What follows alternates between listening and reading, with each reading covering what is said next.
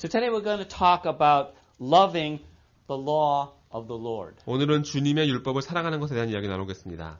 Let me start by sharing some of what David wrote in Psalm 119 about his love for God's law. 시편 119편에서 다윗이 하나님의 율법에 대한 자신의 사랑에 대해서 쓴 구절들을 읽어드림으로써 오늘 시간을 시작하겠습니다. Now listen to these. 들어보시기 바랍니다. Psalm 119 verse 1. 119편 1절입니다. Blessed are the undefiled in the way who walk in the law of the Lord. 행위가 완전하여 여호와의 법에 행하는 자가 복이 있으며. I'm just going to skip around here. Verse 16. 16절입니다. I will delight in your statutes. I will not forget your word. 주의 율례를 즐거워하며 주의 말씀을 잊지 아니하리라. Verse 34. Give me understanding that I may keep your law and observe it with my whole heart. 34절에서는 나로 깨닫게 하소서 내가 주의 법을 준행하며 전심으로 지키리이다.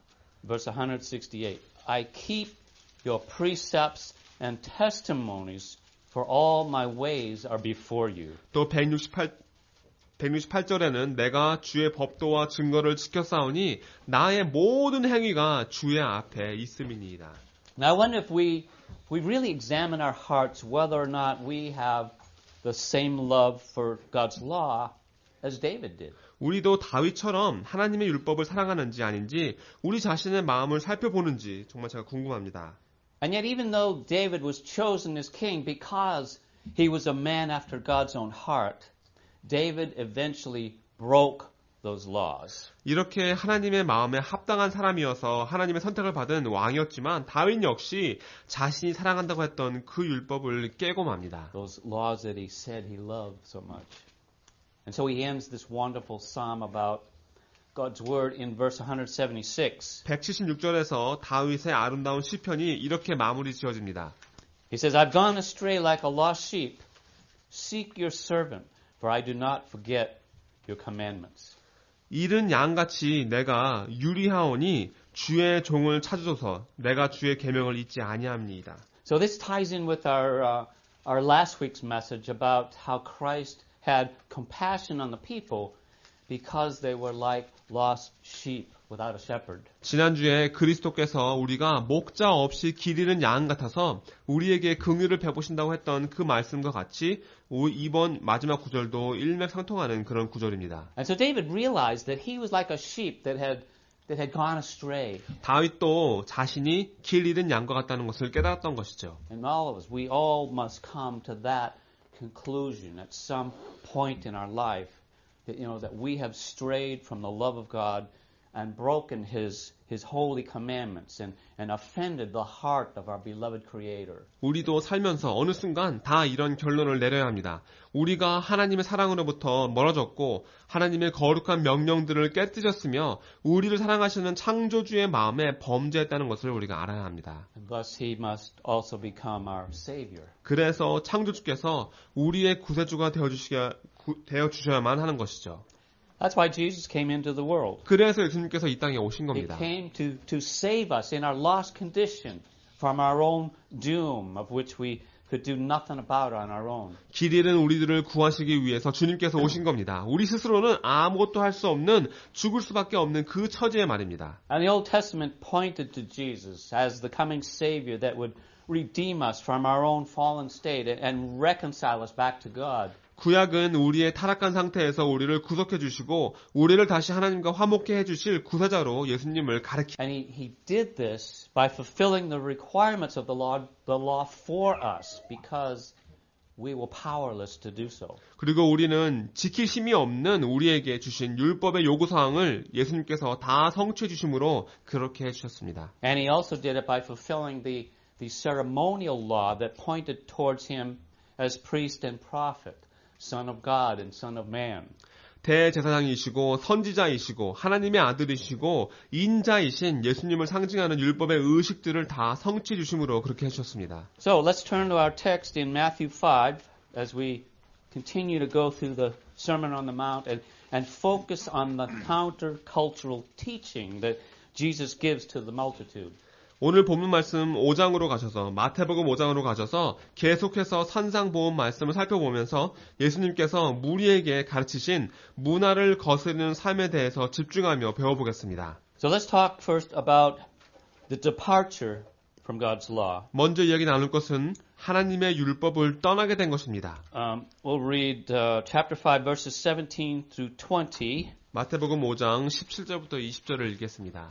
내가 율법이나 선지자나 폐하러 온 줄로 생각지 말라. 폐하러 온 것이 아니요 완전케 하려 함이로다. 진실로 너에게 이르노니 천지가 없어지기 전에는 율법의 1.1획이라도 반드시 없어지지 아니하고 다 이루리라. 그러므로 누구든지 이 계명 중에 지극히 작은 것 하나라도 버리고 또 그같이 사람을 가르치는 자는 천국에서 지극히 작다 일컬음을 받을 것이요 누구든지 이를 행하며 가르치는 자는 천국에서 크다 일컬음을 받으리라. 내가 너희에게 이르노니 너희 의가 서기관과 바리새인보다 더 낫지 못하면 결단코 천국에 들어가지 못하리라. Now there's a lot of different reasons why our Lord came to this earth in human flesh. 예수님께서 이 땅에 인간의 형상을 입으시고 온 이유에는 여러 가지가 있죠. But what reason does he give here? What reason does he give us here in this passage? 근데 지금 읽으신 말씀에 따르면 예수님께서 이 땅에 오신 이유가 무엇이라고 했습니까? To fulfill the law. Right, he came to fulfill the law. Now, why do you think he had to start out with this statement, do not think that I came to destroy the law? 그렇다면 예수님께서 처음에 시작을 내가 율법이나 선지자나 폐하러 온 줄로 생각하지 말라라고 하신 이유가 뭘까요? I mean, were there some who thought that he was trying to do away with the law? 예수님께서 이 율법을 없애려고 한다고 생각하는 사람들이 거기에 있었던 것일까요? Who? 누굽니까? Pharisees and scribes. Pharisees, the religious leaders of the day, were actually hostile to him, mainly because he performed miracles on the Sabbath. 그 당시 종교 지도자들이 예수님을 적대시한 이유는 예수님이 안식일 날 기적을 행하셨기 때문입니다. He healed people on the Sabbath. 예수님께서 안식일 날 사람들을 치유하셨죠. Now, did God's law prevent healing on the Sabbath? 하나님의 율법에 안식일 날 치유하는 것을 금하는 것이 나옵니까? Yeah, no, they did. These leaders created their own regulations to put in front of God's law. 아니죠. 이 지도자들이 하나님의 율법보다 자신들이 만든 규제들을 더 앞세운 겁니다. And they attached their own religious interpretations of that law, which altered the intent of the law, didn't it? 그리고 율법에 대한 자신들의 해석을 더합니다. 그래서 그들의 해석이 율법의 목적을 바꿔버리게 된 것이죠. And so they built a wall around the laws of God so that no one would even come close to breaking the law. 그래서 하나님의 율법 주위에 말하자면 벽을 세워버린 겁니다. 아무도 그 율법을 깨뜨리는 자리까지 가까이 가지도 못하게끔 만든 것이죠. The only thing wrong with that is that the focus was on the wall and not on the law. 문제는 그들이 율법에 초점을 맞춘 것이 아니라 그 벽에다가 초점을 맞췄다는 것입니다. And the law couldn't really take effect because no one could understand its purpose. 율법은 그 목적을 모른다면 아무런 효과가 없는 것이죠. They had all these rules and regulations and traditions to get past first. 그런데 이 율법에 가까이 가기도 전에 먼저 이 모든 규칙들과 규제들과 그리고 유전들을 지켜야만 했던 것입니다. And they were especially upset at Jesus for what he did on the Sabbath. 특히 예수님께서 안식일 날 이루어졌던 일 때문에 그들이 그렇게 화가 많이 났습니다. They were really big on keeping the Sabbath, or what they interpreted as keeping the Sabbath. 그들에게는 안식일을 지키는 것이 너무 중요했기 때문이죠. 아니요. 자신들이 이렇게 하는 것이 안식일을 지키는 것이다 라고 만든 것을 지키는 것이 너무 중요했습니다. Now, the Sabbath was supposed to be a day of rest, where men ceased from their labors and gave themselves to the remembrance of the Lord and His great works. 안식일은 모든 수고하고 있는 것들을 멈추고 주님과 주님께서 이루신 위대한 일들을 기념하고 생각하라고 주신 휴식의 날이었습니다. But they made it burdensome in so many ways by their foolish rules and regulations. 하지만 이들은 아주 어리석은 규칙들과 규제들로 아주 여러 가지 방법으로 안식일을 무거운 짐으로 만들어 버렸습니다. In Luke 6, there were two incidents regarding the Sabbath that caused the Pharisees to hate Jesus. 누가복음 6장에 보시면 바리새인들로 하여금 예수님을 미워하게 만든 안식일에 관한 사건이 두 개 나옵니다. The first one was when the disciples picked some corn on the Sabbath, and some of the Pharisees says, "Why do you do what is not lawful on the Sabbath?" 첫 번째는 안식일 날 제자들이 옥수수를 따먹은 거죠. 그래서 어떤 바리새인들이 안식일 날 하면 안 되는 이 불법인 일을 왜 하냐고 물었었습니다. The second incident was when Jesus healed the man with the withered hand. 두 번째 사건은 예수님께서 손 마른 사람을 안식일 날 치유하신 일이었죠. And he did it in full view of all these leaders because of the first incident, and he knew their thoughts. 첫 번째 사건이 있고 나서 종교 지도자들이 어떤 생각을 하고 있는지 아셨기 때문에 일부러 그들이 보는 앞에서 그렇게 하셨습니다. So he asked them this question in verse 9. He said, and Jesus said to them, "I ask you, is it lawful on the Sabbath to do good or to do harm, to save life or to destroy it?" 그리고서는 9절에 이렇게 질문하십니다. 예수께서 저희들에게 이르시되 내가 너희에게 묻노니 안식일에 선을 행하는 것과 악을 행하는 것, 생명을 구하는 것과 멸하는 것 어느 것이 옳...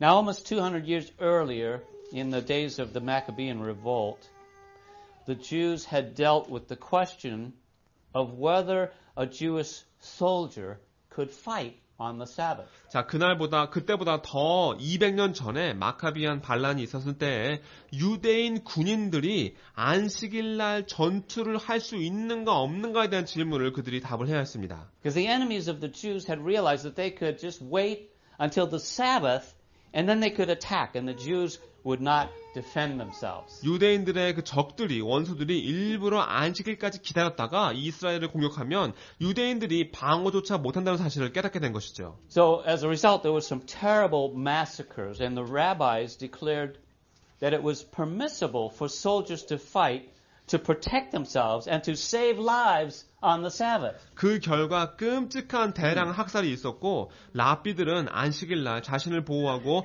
다른 사람의 삶을 구하기 위해서 싸우는 것을 허가한다는 선포를 하기도 했었습니다. So Jesus asked this question of them. 그래서 예수님께서 이런 질문을 하시죠. But no one answers. 아무도 답하지 못했습니다. Because they had already sought how they could put him to death. 어떻게 하면 예수님을 죽일 수 있을까 하는 생각으로 머리가 갇혀 있었기 때문입니다.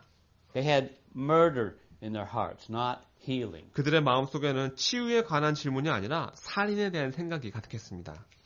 So after looking around at them, he said to him, man, stretch out your hand. And he did so, and the hand was restored.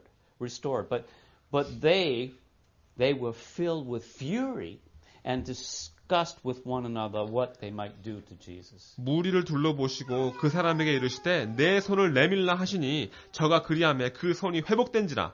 저희는 분기가 가득하여 예수를 어떻게 처치할 것을 서로 의논하니라. So you see the picture here? You see the background? And can you imagine Jesus healing a man and somebody getting furious over 아니 that? 예수님께서 누구를 치유하셨는데 그걸 놓고 사람들이 분을 낸다는 것이 상상이 되십니까? Because he had broken their interpretation. He had broken down their wall around the law. 예수님께서 그들의 그 해석을 위반하신 겁니다. 율법주의에 세워놓은 그 해석이란 벽을 깨뜨리신 것이죠. He exposed their hypocrisy and they hated him all the more for it. 또 예수님께서 그들의 위선을 드러내 보이셨고 그들은 예수님을 더욱더 미워하게 됩니다. So this leads to our another story for today's lesson. 그리고 오늘 이야기로 이어집니다. It's going to reveal that the walls and the traditions actually contradict and nullify God's laws. 오늘 이야기는 이 벽들과 유전들이 사실은 하나님의 율법과는 상반되어지고 하나님의 율법을 무효화시킨다는 것을 여러분들이 배우시게 될 겁니다. So let's turn to Mark chapter 7. 마가복음 7장으로 가시기 바랍니다. And let's read it in Korean, verses 1 through 13. Well, let's stand. 다 일어나서 한국말로 1절부터 13절을 읽겠습니다. 마가복음 7장 1절부터 읽겠습니다. Read that together. 1절입니다. 바리새인들과 또 서기관 중 몇이 예루살렘에서 와서 예수께 모였다가 그의 제자 중 몇 사람의 부정한 손, 곧 씻지 아니한 손으로 떡 먹는 것을 보았더라. 바리새인들과 모든 유대인들이 장로들의 유전을 지키어 손을 부지런히 씻지 아니하면 먹지 아니하며 또 시장에 돌아와서는 물을 뿌리지 않으면 먹지 아니하며 그 외에도 여러 가지를 지키어 오는 것이 있으니 잔과 주발과 놋그릇을 씻음이러라.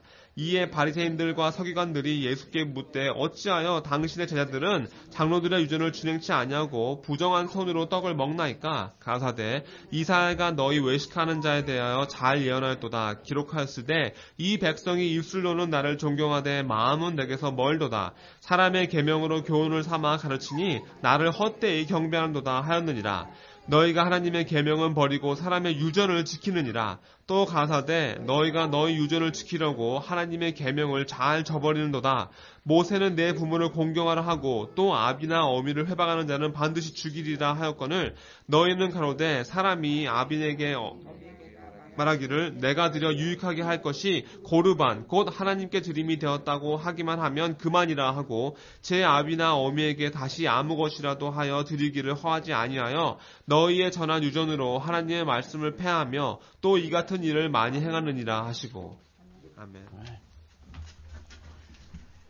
Well, this story is a direct example of how the scribes and Pharisees violated the law, and at the same time they're seeking to catch Jesus in some sort of violation. 오늘 이야기는 서기관들과 바리새인들이 정작 자신들의 율법을 어겼으면서 예수님이 뭔가 위반을 했다며 예수님을 붙잡으려는 그런 아주 직접적인 예입니다. So they had a second official delegation of religious leaders come from Jerusalem to evaluate the ministry of Jesus. 예수님의 사역을 평가하기 위해서 예루살렘에서부터 종교 지도자들이 공식적으로 보낸 두 번째 감사단이었습니다. The first one was in Mark 3:22, 첫 번째는 마가복음 3장 22절이었죠. where they pronounced their condemnation against Jesus. 그때 예수님을 정죄한다고 공표했습니다. And this delegation, they had already made up their mind now about Jesus. 그렇기 때문에 이 두 번째 감사단은 이미 예수님에 대한 자신들의 생각을 굳힌 상태였습니다. So now they're just trying to nail him with a violation that will stick. 그래서 이제는 예수님을 꼼짝 못하게 만들 수 있는 율법 위반을 찾으려고 하는 그런 중이었죠. And what they really want to know is if he upholds the tradition of the elders. 이들은 예수님이 장로들의 유전들을 지키는가 아닌가를 그걸 알고 싶었던 겁니다. So what did these scribes and Pharisees observe that they considered unlawful in verse 2? 2절에서 서기관들과 바리새인들이 불법이라고 여겼던 것이 무엇입니까? They ate without washing their hands. Yeah, and was that a violation of God's law? 그것이 정말 하나님의 율법을 어긴 것일까요? No. 아니죠. So they saw some of the disciples ate with what they considered their hands were defiled, they said, right? 거기 보시면 제자 중에 몇 사람이 자기들이 생각하는 그 부정한 손, 그 씻지 않은 손을 먹었다는 것을 말하는 겁니다. Now, does that mean that they didn't wash before eating? 그렇다면 먹기 전에 이 사람들이 씻지 않았다는 말입니까? Not necessarily. This is 꼭 그런 것은 아닙니다. actually a special kind of washing. 여기서 말하는 것은 어떤 특별한 씻는 것을 말하는 겁니다. Right? This was referred to as ritual washing. 씻는 의식을 말하는 겁니다. It was an elaborate ceremonial washing, an extensive ritual that they did before meals. 아주 세세한 의례로서 식사를 하기 전에 굉장히 많은 과정을 거치는 그런 의식을 말합니다. Purely ceremonial. 그리고 완전히 의식적인 그런 씻음입니다. In fact, special stone vessels of water were kept for this very purpose because ordinary water might be considered unclean. 왜냐, 이 의식을 위해서 아주 특정한 돌 그릇에 물을 보관합니다. 그냥 물은 정결하지가 않기 때문이죠. Now, to wash your hands in this special way, you started by taking at least enough of this water to fill 1.5 eggshells. 그리고 이렇게 특별하게 손을 닦으려면 우선 달걀 껍질 하나나 또는 하나 반쯤 되는 양의 그 물을, 돌 그릇의 물을 준비합니다. And then you poured the water over your hands, starting at the fingers and running down towards your wrists. 그 물을 손가락에서부터 손목으로 거꾸로 흘러내리게 붓습니다. And then you cleansed each palm by rubbing the fist of the other hand into it. 그리고 다른 쪽 주먹으로는 반대쪽 손바닥을 닦습니다. Then you poured water over your hands again, this time from the wrist towards the fingers. 그리고 이번에는 다시 또 물을 부어 손을 닦는데요. 이번에는 손을 아래로 향해서 물이 손목에서부터 손가락. Now this wouldn't adequately remove dirt from your hands if they were really dirty. 근데 손이 많이 더럽다면 이렇게 해서는 손을 깨끗하게 닦을 수가 없죠. So first, you had to wash them with soap or whatever they used back then to get them physically clean. And then you would perform this ritual. 그렇기 때문에 먼저 손을 비누라든지 아니면 그 당시에 뭘 사용했는지 그걸 사용해서 깨끗하게 잘 닦고 난 다음에 육신적으로 잘 닦고 난 다음에 그 다음에 이 의식을 행했습니다. So the biblical mandate was that the priests had to wash their hands and their feet prior to going into the tabernacle, actually. 성경에 나와 있는 율법은 제사장들이 성막에 들어가기 전에 먼저 그들의 손과 발을 닦는 것이었습니다. So then these leaders, they simply applied it to themselves and to all who wanted to appear to be spiritual. 그런데 이 지도자들이 이 율법을 자기 자신과 또 영적으로 보이고 싶어하는 모든 사람들에게 적용시킨 겁니다. And they even came up with an accompanying prayer to be said during this ritual. 그리고 심지어는 이 씻는 의식 중에 외우는 기도까지 만들어냈습니다. Blessed O thou, O Lord, King of the universe, who sanctified us by the laws and commanded us to wash our hands. 오 주님, 온 우주의 왕을 송축합니다. 주님의 율법을 저를 성결케 하시고 저희가 손을 닦으라고 명령하셨습니다. The Babylonian Talmud included an argument that washing before meals was so important that neglecting it would risk divine judgment in the form of sudden destruction or of poverty. 그 바벨론의 탈무드에 보시면 식사하기 전에 손을 닦는 것이 너무 중요해서 이걸 빼먹으면 갑작스럽게 망한다든지 가난해지는 하나님의 심판을 받을 수 있다고 나와 있습니다.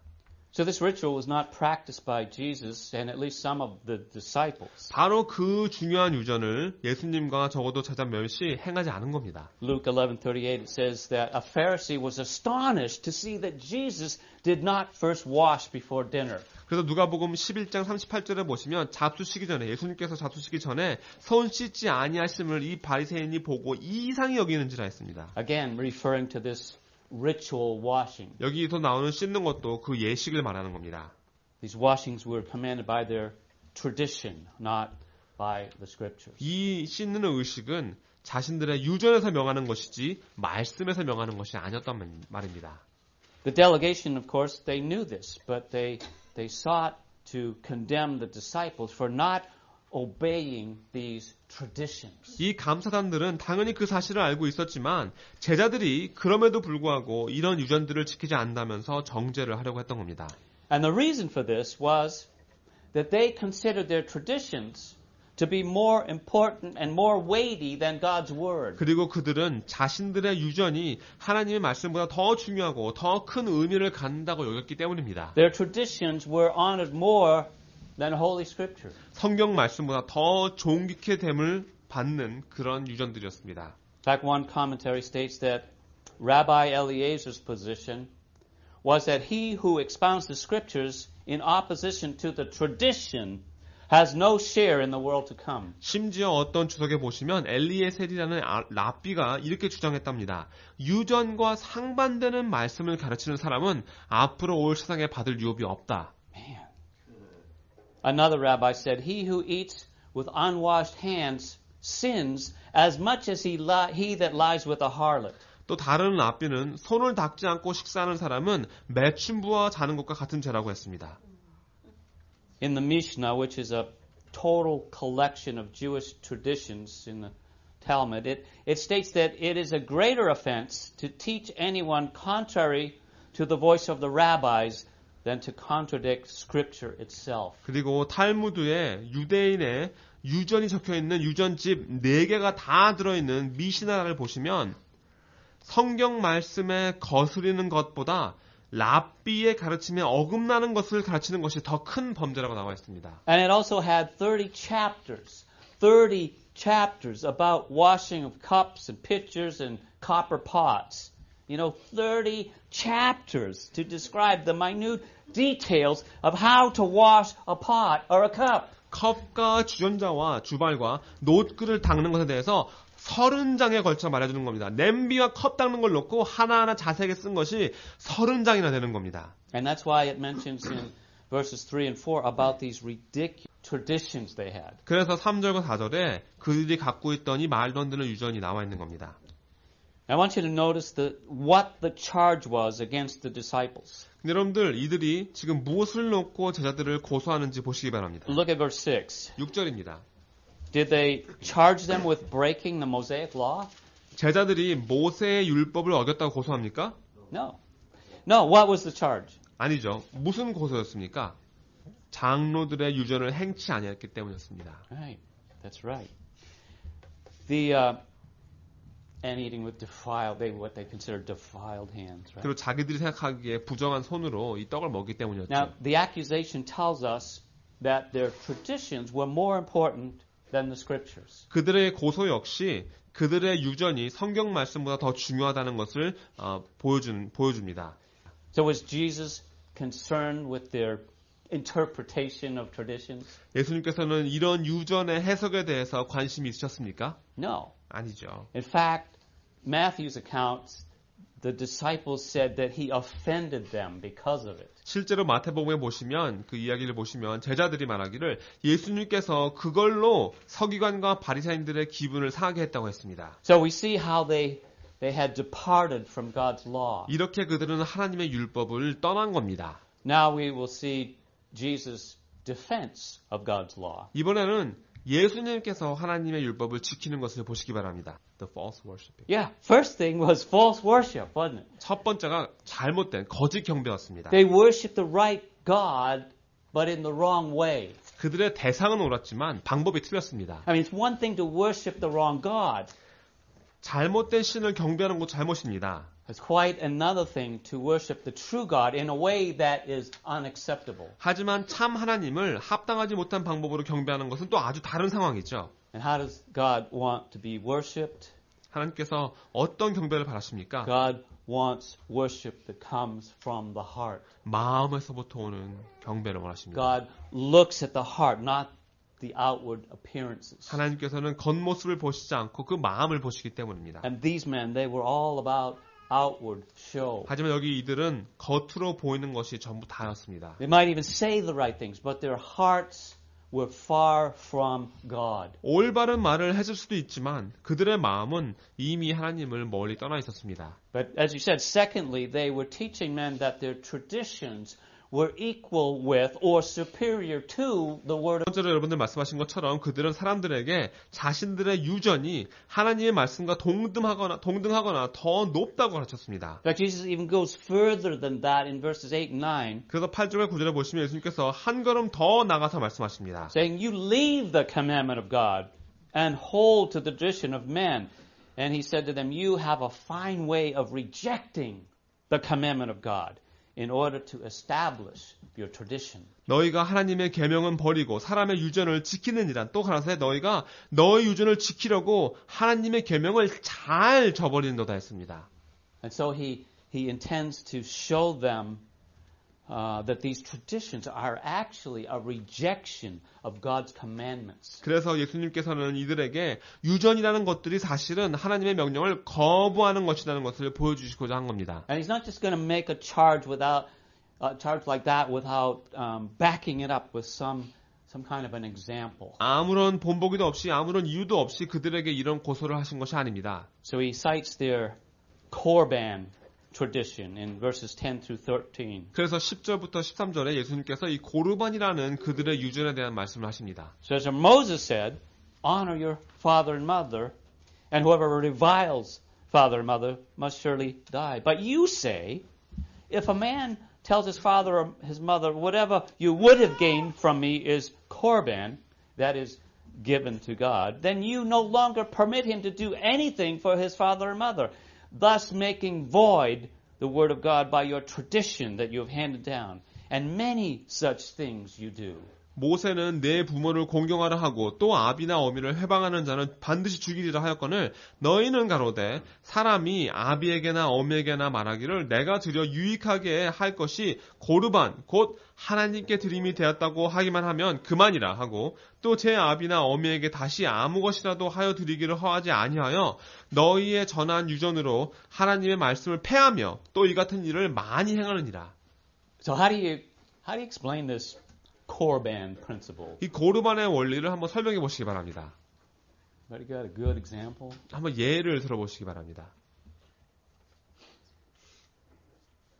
Let's say my mother has a need for medicine, and I refuse to meet that need, stating that the money I had already dedicated to God instead. 예를 들면 제 어머니가 약을 사셔야 되는데 그 약을 사는데 필요한 돈의 그 필요를 제가 채워주질 않으면서 이 돈은 하나님께 드린 돈이라고 말을 하는 겁니다. That would get me off the hook according to the Korban tradition. 이 고르반 유전에 따르면 제가 그렇게 해도 아무런 문제가 없는 겁니다.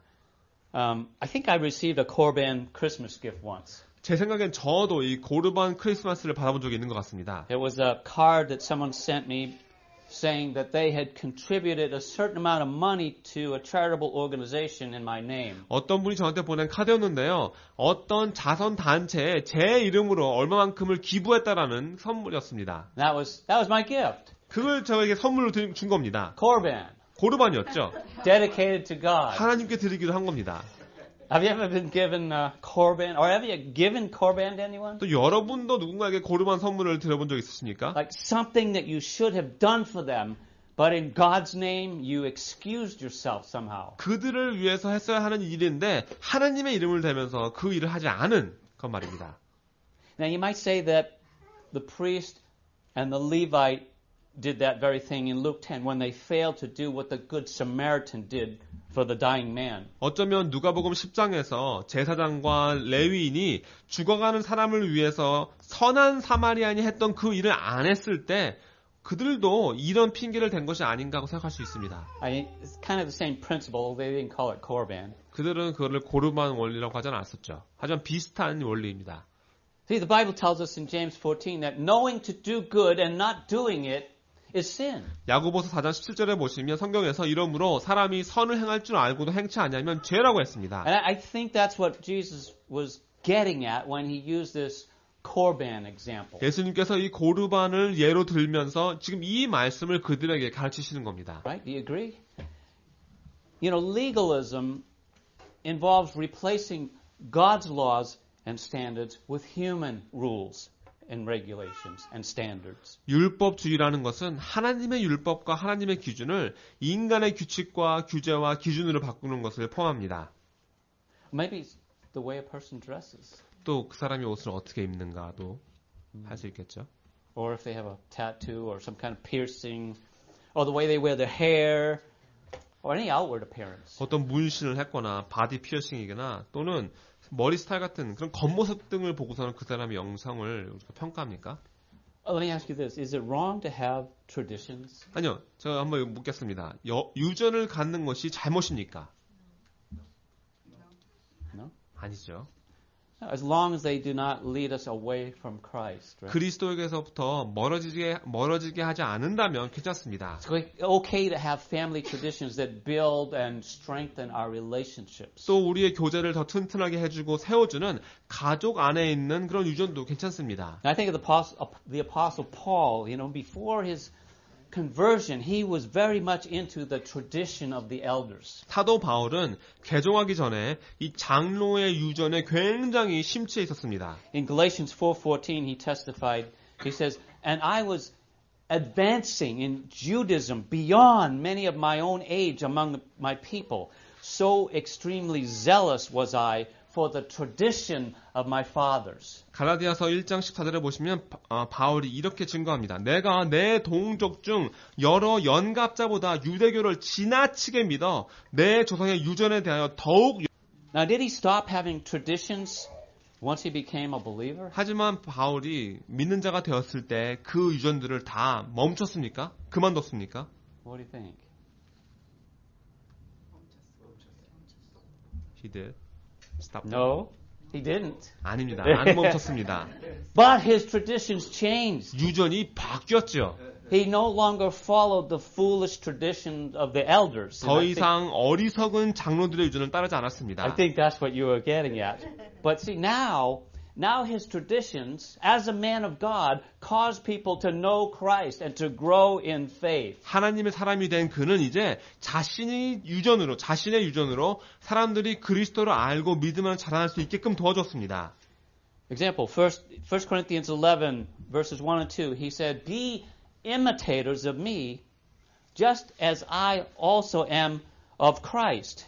Now I praise you because you remember me in everything and hold firmly to the traditions, just as I delivered them to you. 예를 들면 고린도전서 11장 1절부터 2절에 보시면 내가 그리스도를 본받는 자 된 것 같이 너희는 나를 본받는 자 되라. 너희가 모든 일에 나를 기억하고 또 내가 너에게 전하여 준 대로 그 유전을 너희가 지킴으로 너희가 칭찬하노라. And so these traditions involve Christian disciplines and doing everything for the glory of God. 바울이 말하는 이 유전은 그리스도인의 훈련이나 또 하나님의 영광을 위해 하는 모든 일들을 포함하는 그런 자신의 유전이었죠. So how did the scribes and the Pharisees believe men could be defiled? 자, 서기관들과 바리새인들은 사람이 어떻게 하면 부정해진다고 생각했습니까? Food, Huh? blood, 피요. Yeah.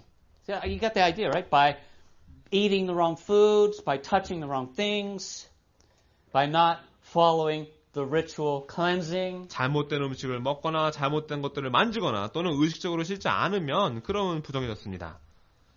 Now, certainly dead bodies, touching dead bodies is not a good thing, and eating the wrong kinds of foods, they can make you very sick. And the laws of God were to help avoid this. 물론 시체를 만지거나 그거 좋은 생각이 아니죠. 또 잘못된 음식을 먹으면 그 사람이 많이 아플 수도 있고요.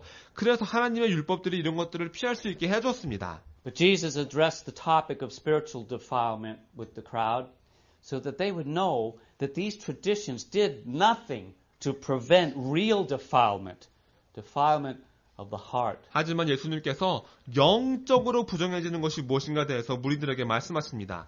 이 유전들은 정작 진짜 부정하게 만드는 것들을 막아주지 못한다는 것을 그들에게 말씀하신 거죠. 바로 마음이 부정해지는 것입니다. So Jesus tells his disciples that it isn't what goes into the body that defiles them, but what comes out of the heart. 예수님께서 제자들에게 몸으로 들어가는 것이 사람을 부정케 하는 것이 아니라 마음에서 나오는 것이 더럽힌다고 하셨습니다. Look at Mark 7 verses 20 through 23 to see what actually defiles a person. 마가복음 7장 20절부터 23절에 보시면서 정작 무엇이 사람을 더럽히는가를 보시기 바랍니다. He said what comes out of a person is what defiles him. For from within, out of the heart of man, comes evil thoughts, sexual immorality, theft, murder, adultery, coveting, wickedness, deceit, sensuality, envy, slander, pride, foolishness. All these evil things come from within, and they defile a person. 또 가라사대 사람에게서 나오는 그것이 사람을 더럽게 하느니라. 속에서 곧 사람의 마음에서 나오는 것은 악한 생각, 곧 음란과 도적질과 살인과 간음과 탐욕과 악독과 속임과 음탕과 흘기는 눈과 회방과 교만과 광패니 이 모든 악한 것이 다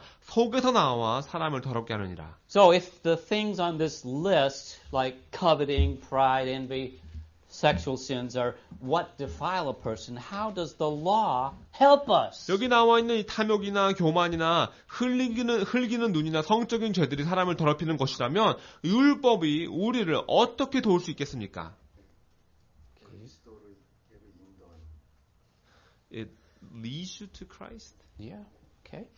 It doesn't have any power to change us or to even keep us. 율법은 우리를 변화시켜주거나 우리를 유지시켜주는 능력이 전혀 없습니다. It only has the power to show us right from wrong and condemn us for our sin. 율법은 옳은 것과 그른 것을 가르쳐주고 우리의 죄를 놓고 우리를 정죄하는 능력밖에 없는 겁니다. Galatians 3:19 tells us what the purpose of the law was. 갈라디아서 3장 19절에 율법의 목적이 무엇인지 나와 있습니다. It was added because of transgressions to reveal that we are all under sin. 우리가 모두 다 죄 아래에 있다는 것을 드러내 보여주기 위해서 이 범법함으로 인해서 더했다고 했습니다. And it was to lead us to Christ, our mediator and savior. 그리고 우리를 중보자이시고 구세자이신 그리스도께 인도하는 것이 율법의 목적인 것입니다. The law cannot save us, but does lead us to the Savior. 율법은 우리를 구원하진 못하지만 우리를 구원하시는 예수님께로 인도해 줄 수는 있습니다. Romans 3:20 says, By the works of the law, no human being will be justified in his sight,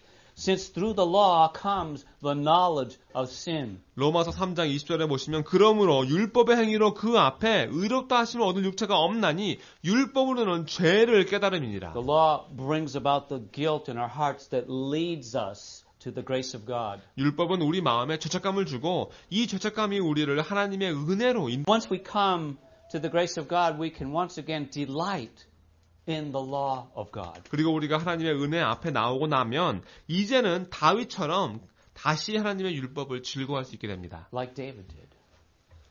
So listen, I want to go back and listen to some closing verses about delighting in God's law.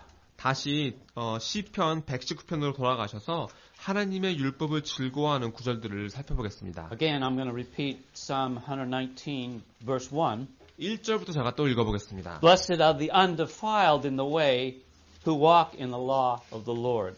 행위가 완전하여 영어로는 부정하지 않아서 여호와의 법에 행하는 자가 복이 있으며. And now you kind of know what undefiled means. 이제는 이 부정하지 않다는 것이 어떤 의미인지 아시겠죠? Verse 11.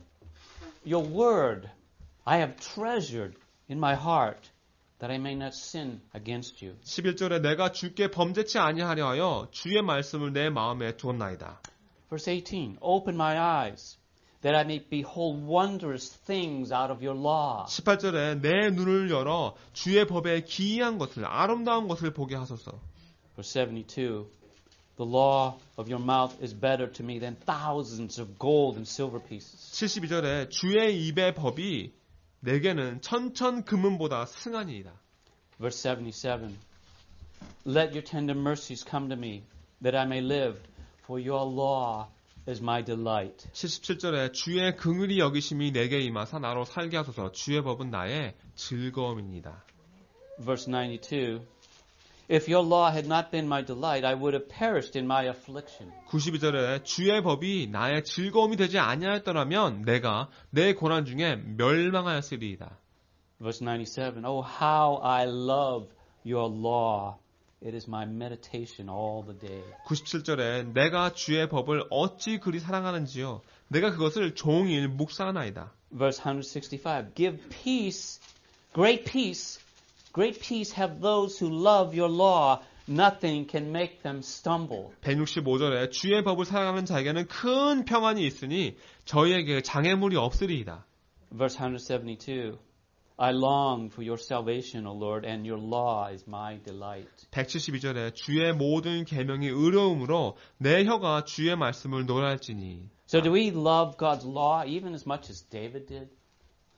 여러분들 다윗이 하나님의 율법을 사랑한 것처럼 그만큼 여러분도 하나님의 율법을 사랑하십니까? It leads us to peace and salvation. 우리를 평강과 구원으로 인도해 줍니다. Amen? 아멘.